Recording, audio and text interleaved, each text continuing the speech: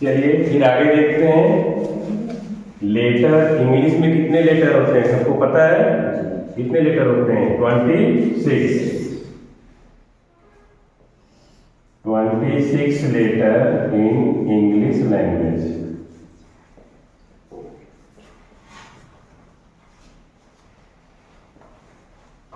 ठीक, जैसे A B C D E F Z, ये सब लेटर है। इंग्लिश लैंग्वेज के सब क्या है? लेटर है। समझ में आ रहा है ना? अब इन्हीं लेटरों से, अब बताओ इंग्लिश में 26 लेटर होते हैं और इसको स्मॉल लेटर में जो 4 लाइनों में लिखते हैं, तो कितने ऐसे अक्षर हैं जो 4 लाइन में लिखे जा सकते हैं? बता सकते हो? 4 लाइन में लिखे जाने वाले लेटर हैं तो कौन कौन सा? एफ और पी। ये आपको याद करने की जरूरत है कि 4 लाइन में कौन कौन से अक्षर लिखे जाते हैं स्मॉल लेटर में, एफ और पी। उसी प्रकार से आपसे पूछा जाए कि इंग्लिश के स्मॉल लेटर्स में कितने ऐसे लेटर्स हैं जिसको नीचे से 3 लाइनों में लिखते हैं? बता सकते हो? बताइए। 5। कौन कौन सा?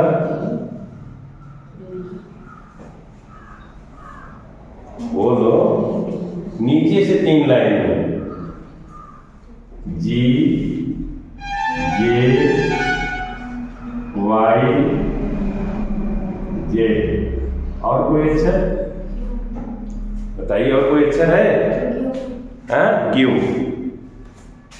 ये 5 अक्षर ऐसे हैं जो नीचे से क्या लाइन में लिखे जाते हैं? 3 लाइन में। याद करना पड़ेगा। 2 लेटर्स और यहाँ पे 5 लेटर्स।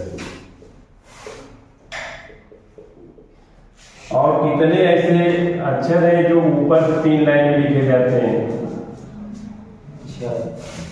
6। इस तरीके से आप चेक करेंगे अक्षरों को, चेक करके आप लिख करके नोट बना करके इसकी ले आएंगे। ठीक है? नहीं आएगा तो फिर कमेंट बॉक्स में भेजेंगे। चलो आगे देखते हैं। वर्ड क्या होता है? बताइए। वर्ड पढ़ाया गया आपको ना, लेटर आपको समझ में आ गया। किसी भी भाषा की सबसे छोटी इकाई उसका लेटर होता है या क्या होता है? अक्षर। अब वर्ड देखते हैं। वर्ड को हिंदी में क्या बोलते हैं? शब्द। इंग्लिश ऐसा लैंग्वेज है जिसमें थोड़ा सा भी परिवर्तन कर देते हैं तो उसका अर्थ बदल जाता है। जैसे यल लिखते हैं टी के पहले तो क्या हो जाएगा? वर्ड। वर्ड मीन्स क्या होता है? बोलो। वर्ड में पूरी दुनिया या पूरी संसार। तो वर्ड क्या होता है? ए मीनिंगफुल कॉम्बिनेशन या group of a letter is called a word. ठीक? मीनिंगफुल, इन्हीं लेटरों का ऐसा ग्रुप जो 26 लेटर्स होते हैं इंग्लिश ग्रामर में या इंग्लिश लैंग्वेज में, इन लेटरों का ग्रुप, ऐसा ग्रुप जो मीनिंगफुल हो, जिसका कुछ अर्थ निकले, उसे हम क्या कहते हैं? वर्ड कहते हैं। जैसे आप देखें COW क्या होता है? काऊ। एक ग्रुप ऑफ लेटर्स माने एक C लेटर्स, O लेटर और W लेटर। ये तीनों लेटर्स हैं और तीनों लेटर्स को हमने मिला दिया तो क्या बना? काऊ। काऊ का मतलब क्या होता है हिंदी में? गाय, है ना? यदि इसी को हम लिखे OCW, WCU, ये भी ग्रुप ऑफ लेटर्स है लेकिन इसका कोई मीनिंगफुल अर्थ नहीं है, कोई अर्थ नहीं निकल रहा है, इसलिए क्या है? वर्ड नहीं। समझा गया? तो लेटरों का जो समूह होता है, ऐसा मीनिंगफुल ग्रुप, लेटरों का कॉम्बिनेशन जो एक अर्थ देता हो, उसे हम क्या कहते हैं? वर्ड। वर्ड का डेफिनेशन क्या होगा? ए meaningful meaningful group of letters is called word. ठीक, और लेटर का ऐसा ग्रुप नहीं जो कोई अर्थ न देता हो तो उसे आप क्या कहोगे कि नहीं है वर्ड है? वर्ड नहीं है। वर्ड तभी होगा जब उसका कोई अर्थ निकलता हो। चलो आगे हम देखते हैं सेंटेंस।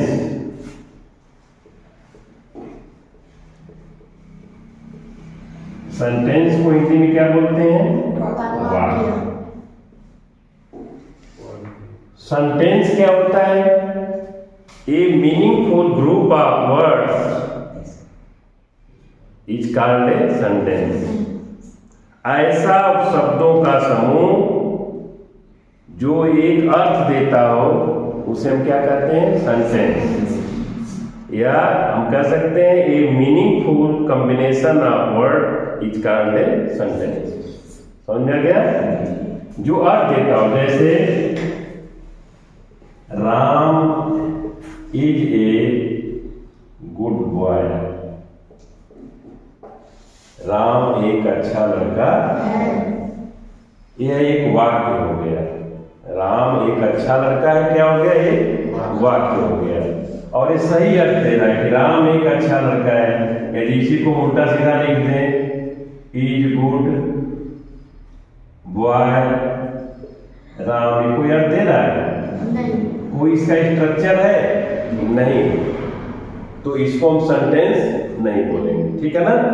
तो ए meaningful group of words is called a sentence. शब्दों का ऐसा समूह जो एक अर्थ देता हो, जो एक सही स्टेटमेंट प्रस्तुत करता हो, उसे हम क्या कहते हैं? वाक्य कहते हैं। समझ आ गया ना? अब चलिए, सेंटेंस है क्या? जो कुछ भी हम बोलते हैं, जो कुछ भी हम कहते हैं, दैनिक जीवन में जो भी बातें हम करते हैं, सब क्या है? सेंटेंस। कुछ भी हम बोल रहे हैं या आप बोल रहे हो, सब क्या है? सेंटेंस है।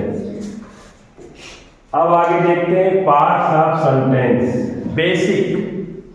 बेसिक माने प्रारंभिक। सेंटेंस कितने पार्ट में बटे होते हैं? 2 पार्ट में, सब्जेक्ट और प्रेडिकेट। एक एग्जाम्पल से समझेंगे।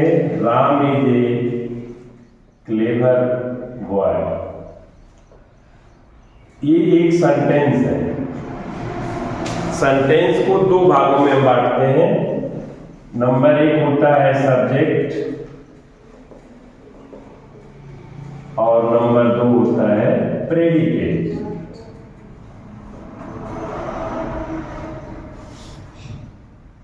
सब्जेक्ट मीन्स कर्ता, जिसके बारे में कुछ कहा जाए। जैसे राम चतुर लड़का है, राम अच्छा लड़का है, राम बहुत गुस्सा करता है, राम बात नहीं मानता है ना? जिसके बारे में भी कुछ कथन कहा जाए वो क्या होता है? सब्जेक्ट होता है। और सब्जेक्ट को छोड़ करके सारे जितने सेंटेंस के जो भाग होते हैं उन्हें हम क्या कहते हैं? प्रेडिकेट कहते हैं, ठीक है ना?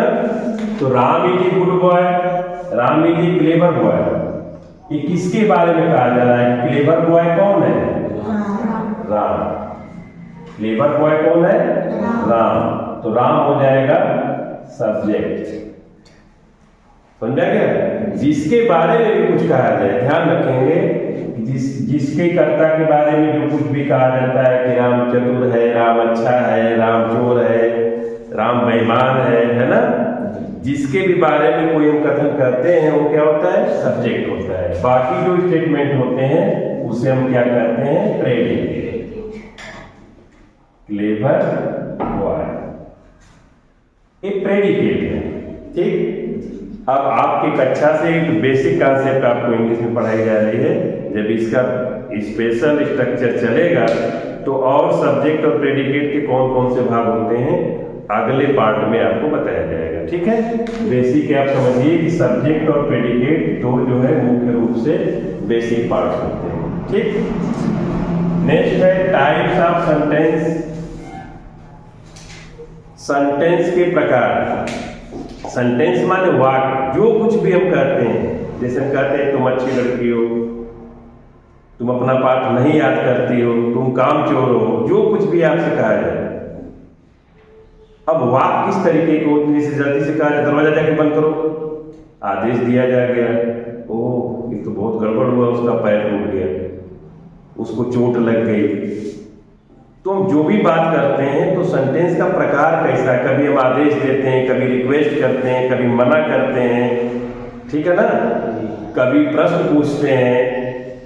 तो जितने प्रकार के आपको सेंटेंस होते हैं, जो भी बात हम करते हैं तो सेंटेंस को कई पार्ट में हम बांटते हैं, ठीक है। तो बेस्ड ऑन यूजेज, यूजेज माने जो प्रयोग करते हैं उसके आधार पर सेंटेंस कितने प्रकार के होते हैं। ये देखिए, number 1 based on usages means इतने प्रकार के सेंटेंस होते हैं। असर्टिव, असर्टिव सेंटेंस की हिंदी होती है विधि सूचक वाक्य, समझ रहे हैं ना। असर्टिव सेंटेंस, अब असर्टिव सेंटेंस के भी दो पार्ट हो जाते हैं, अफर्मेटिव और निगेटिव। समझ में आ गया? अफर्मेटिव और निगेटिव दोनों क्या है, parts of A assertive sentence. या कह सकते हैं assertive sentence have a 2 parts, first is affirmative sentence and second negative sentence. Example से और हम इसको समझेंगे, जैसे इसको देखें आगे।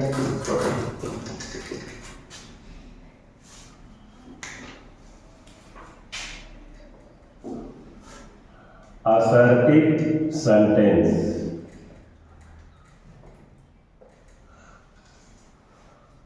असर्टिव सेंटेंस का मतलब होता है हिंदी में विधि सूचक वाक्य। जैसे हम कहें कि आप अपना काम पूरा करते हो, ठीक है, माने स्वीकार किया जा रहा है कि आप जो कर रहे हो उसे स्वीकारा जा रहा है। तो ऐसे सेंटेंस को क्या कहेंगे, अफर्मेटिव। जैसे Ramesh goes to market, Ramesh goes to market, Ramesh कहाँ जा रहा है, बाजार जा रहा है, इसे मान रहे हैं। तो जो काम सकारा जाए, स्वीकारात्मक हो, मानने योग्य हो, सही हो, उसे हम क्या कहेंगे, अफर्मेटिव सेंटेंस।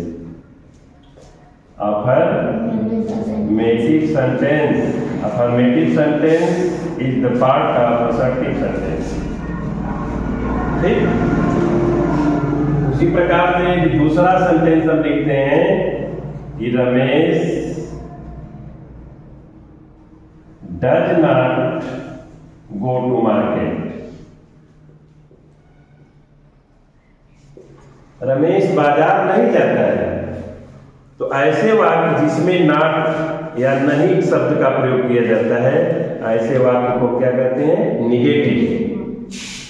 समझ में आ गया?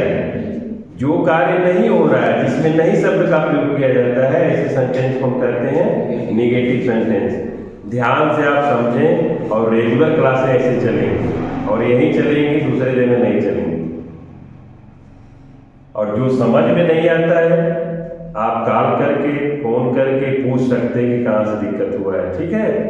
और आगे ऐसे ही मेहनत करते रहेंगे, जो चैप्टर में पढ़ा रहा हूँ उस चैप्टर को मेहनत से पढ़ते रहेंगे तो आगे और आपको काम दिया जाएगा, चाहे इंग्लिश ग्रामर हो चाहे मैथ हो, ठीक है। अब ये नहीं कि आज जो मैंने पढ़ाया उसे कल भूल जाओ, उसे नोट मत बनाओ, मेरे को बार बार कहना न पड़े कि लिखो लिखो लिखो, लिखने के लिए न कहना पड़े, आप लिखते रहिए, नोट बनाते रहिए। मैं बोलूंगा नहीं कि आप लिखिए, तो आपकी जिम्मेदारी है, आप लिखोगे कि नहीं लिखोगे। ऑलरेडी आपको ये पहले से पढ़ाया जा चुका है, आपको पढ़ना चाहिए और आप अपने समझ करके क्या चीज लिखा जा रहा है, क्या कहा जा रहा है, उसके बारे में समझें, ठीक। चलो फिर टॉपिक करने आते हैं। तो आपने पढ़ा टाइप्स ऑफ सेंटेंसेस में बेस्ड ऑन यूजेस का फर्स्ट पार्ट होता है assertive sentence. Assertive sentence has a 2 part, number 1 is affirmative और सेकंड इज नेगेटिव सेंटेंस। तो अफर्मेटिव नेगेटिव समझ में आ गया? चले आगे देखते हैं इंट्रोगेटिव सेंटेंस। इंट्रोडक्शन का नाम आपने सुना है? इंट्रोडक्शन माने परिचय लेना, पूछना, जानकारी करना। उसी प्रकार से इंट्रोगेटिव सेंटेंस ऐसा सेंटेंस होता है जिसके द्वारा हम प्रश्न पूछते हैं। क्या करते हैं? प्रश्न पूछते हैं। Interrogative sentence is a sentence asking A question.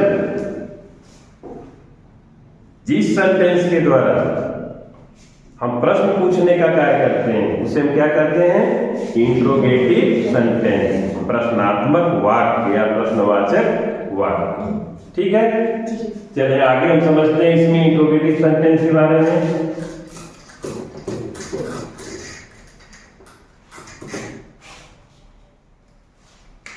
Interrogative sentence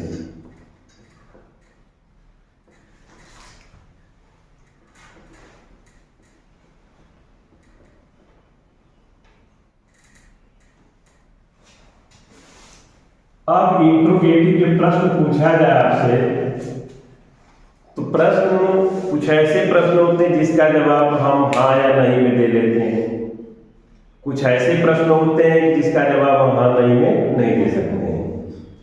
तो जिस प्रश्न का उत्तर हम एक शब्द, एक वर्ड में दे लेते हैं उसे हम कहते हैं ओपन इंट्रोगेटिव। समझ में आ गया? इंट्रोगेटिव सेंटेंस है जो two part. Number 1 open interrogative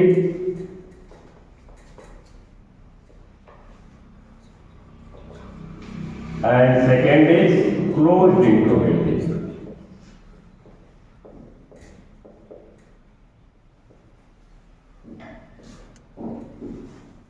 open interrogative means ऐसा प्रश्नात्मक वाक्य जिसका उत्तर एक शब्द में दे देते हैं। जैसे क्या तुम रोज पढ़ती हो? तो आप जवाब दे सकते हैं हाँ। ठीक है। क्या तुम प्रतिदिन स्कूल जाते हो? कहोगे हाँ। क्या तुम चोरी करते हो? कह दोगे नहीं। समझ में आ रहा है ना? तो इंट्रोगेटिव में दो पार्ट होते हैं। ओपन इंट्रोगेटिव जिस प्रश्नात्मक वाक्यों का उत्तर हम हाँ या नहीं में दे लेते हैं उसे हम कहते हैं ओपन इंट्रोगेटिव। समझ में आ गया? जैसे अब हम चलते हैं closed interrogative sentence. This is class of part the basic introduction of a language. ये जो पार्ट आपको पढ़ाया जा रहा है केवल इंट्रोडक्शन दिया जा रहा है, एक परिचय दिया जा रहा है। इस सेंटेंस के जो काइंड से इसको समझाया जा रहा है, न कि आपको भी टेंस पढ़ाया जा रहा है। आगे क्लासों में टेंस पढ़ाया जाएगा, लेकिन टेंस पढ़ने से पहले आपको बेसिक नॉलेज होना अति आवश्यक है। समझ में आ गया? इसको ध्यान से देखेंगे। दूसरा होता है closed interrogative sentence. Closed means सीधे होता है बंद। क्लोज्ड मीन बंद। ऐसे प्रश्नात्मक वाक्य जिसका उत्तर हम हाँ या ना में नहीं दे सकते उसे हम क्या कहते हैं? Closed interrogative sentence. Closed interrogative sentence की शुरुआत जो होती है क्वेश्चन वर्ड से होती है। What, why, when, where, whose, which, है ना? हिंदी में आ जाए कब, क्यों, कहाँ, कैसे। इस तरीके के जब वाक्यों में शब्द आते हैं तो उन्हें हम कहते हैं क्लोज्ड इंट्रोगेटिव। उसी प्रकार से ओपन इंट्रोगेटिव में ऐसे इंग्लिश के सेंटेंस जो ऑक्सिलरी वर्ब से शुरू हो, देखो कोई ऑक्सिलरी वर्ब से शुरू हो, is, am, are, was, were, has, had, इनसे भी शुरू होते हैं तो इन्हें हम कहते हैं ओपन इंट्रोगेटिव सेंटेंस। समझ आ गया? अब आप क्लोज इंट्रोगेटिव और ओपन इंट्रोगेटिव समझ गए। एक सेंटेंस हम लोग टेंस बनाने में और यूज करते हैं जिसका नाम हम लोग देते हैं इंट्रोगेटिव नेगेटिव सेंटेंस। वो सेंटेंस के काइंड्स में नहीं आता है, लेकिन अनुवाद बनाने के लिए, हिंदी से इंग्लिश का अनुवाद करने के लिए हमें उसको भी जानना जरूरी होता है। ठीक है? लेकिन मुख्यतः सेंटेंस जो है इतने ही प्रकार के होते हैं। How many kinds of sentences? It types of 4. Number 1 assertive. Assertive में 2 पार्ट होते हैं और इंट्रोगेटिव में भी 2 पार्ट मैंने बताया, ओपन इंट्रोगेटिव और क्लोज इंट्रोगेटिव. उसी प्रकार से जब हम अनुवाद करेंगे, इंग्लिश से हिंदी बनाएंगे, तो उसमें एक और सेंटेंस जुड़ जाता है, इंट्रोगेटिव निगेटिव सेंटेंस. उसमें भी ओपन इंट्रोगेटिव निगेटिव और क्लोज इंट्रोगेटिव निगेटिव सेंटेंस आते हैं. समझ में आ रहा है? चलिए अब आगे देखते हैं. इंट्रोगेटिव सेंटेंस समझ में आ गया. इंट्रोगेटिव सेंटेंस का मतलब होता है, इसका एंड जो है क्वेश्चन मार्क से होता है. ठीक, जैसे क्वेश्चन मार्क क्या होता है? Does Ram go to market? एक क्वेश्चन मार्क्स. जो क्वेश्चन मार्क्स वाक्य के अंत में दिखाई दे तो आप समझ जाएंगे कि ये प्रश्नात्मक वाक्य है, इंट्रोगेटिव सेंटेंस. समझ में आ गया? चलिए आगे देखते हैं. Imperative sentence. इंपरेटिव सेंटेंस की हिंदी होती है, क्या होती है? आदेशात्मक वाक्य. अब देखो, ऐसा सेंटेंस जिसमें कमांड हो, एडवाइस हो, इंस्ट्रक्शन हो, रिक्वेस्ट हो, ऐसे सेंटेंस को हम क्या कहते हैं? Imperative sentence. Imperative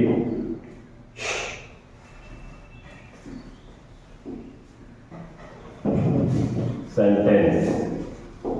imperative sentence में क्या क्या होता है? कमांड, रिक्वेस्ट,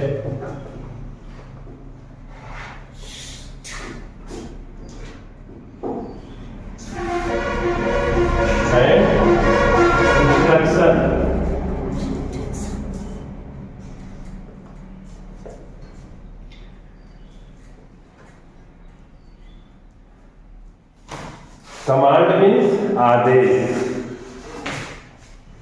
है ना? बैठ के अपना पाठ याद करो. रिक्वेस्ट कह जाएगा, please give me a glass of water.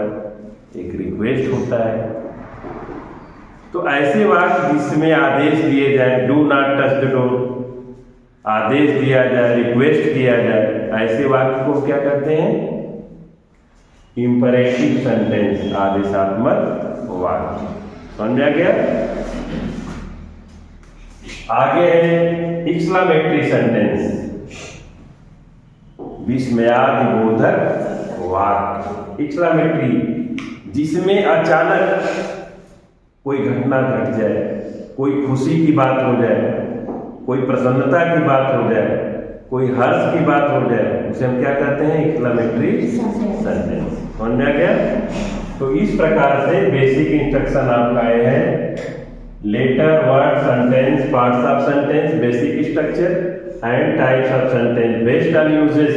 प्रयोग के आधार पर सेंटेंस असर्टिव, इंट्रोगेटिव, इंपरेटिव और एक्सक्लेमेटरी. और आगे जो एक बेस्ड ऑन स्ट्रक्चर, जैसे आप ट्रायंगल्स में पढ़ते हैं, based on sides and based on angles. And this way, the structure of sentence या types of sentence based on 2 parts. First is based on usage and second is based on structure. बनावट के आधार पे based on structure के जो sentence है, simple, complex, compound और compound complex. Based on structure पे जो सेंटेंस के प्रकार होते हैं उसको नेक्स्ट कक्षाओं में आपको पढ़ाई जाएगी. ठीक, आपको अच्छा लगे तो इसको नोट करना, नोट करके दूसरे को भी बताना. ठीक है? और दूसरे से भी बताना कि ये चीज सेंटेंस होते हैं, पढ़ करके उनको भी सिखाएंगे, बताएंगे भी. और अभी भेजा जाएगा आपसे, तो आप इसको कमेंट भी कर सकते हैं, लाइक भी कर सकते हैं और शेयर भी कर सकते हैं. शेयर मीन्स दूसरों को भेजना, कमेंट मीन्स जो गलत है, जो सही है, उस पर कमेंट कर सकते हैं कि ये चीज समझ में नहीं आया, फिर दोबारा बताइए. कमेंट का मीन्स सही होता है, किसी की कही भी बात को कमेंट करना, नहीं समझ में आया पूछना. ठीक है ना? और सब्सक्राइब में जुड़ना होता है. जुड़ने का मतलब क्या होता है कि जो भी नई टॉपिक आपकी इंस्ट्रक्शन डाली जाएगी वो आपके यहाँ तुरंत पहुंच जाएगी. ठीक है। इसलिए आज के लिए इंग्लिश ग्रामर का फर्स्ट चैप्टर यहीं खत्म होता है, फिर नेक्स्ट अगले वीडियो में।